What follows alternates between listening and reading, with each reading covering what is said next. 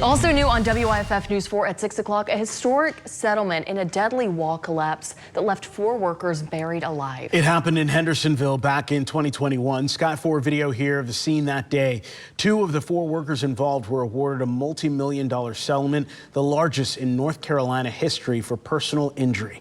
An attorney representing their case spoke with WYFF News 4 about the horrific incident and the challenging recovery that followed. Yeah, and we do want to warn you, some of the images may be difficult to see. Our Caitlin Ashbaugh has the story. A $101 million sum in a confidential settlement brings 6 grueling weeks of trial and a years-long dispute to a close.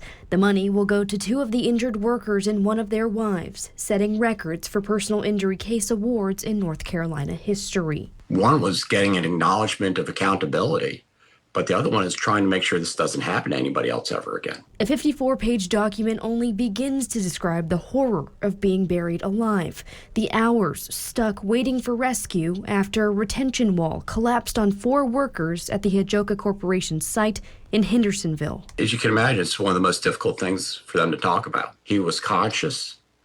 He was slammed face down into the pavement. He was broken head to toe. The crush killed 1 man, a brick mason, known by the community as hardworking, creative, and kind.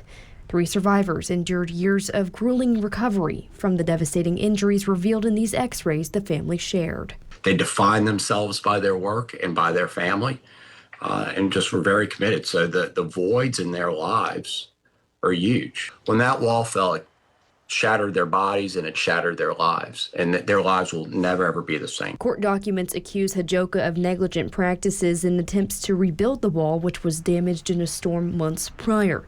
The case cited a lack of necessary permits. Hajoka Corporation shared the following statement with WYFF News 4, saying in part, quote, Hajoka disagrees with but respects the jury's verdict in this case. The company continued saying in part, quote, Hajoka is pleased to conclude this matter after more than 5 years, end quote.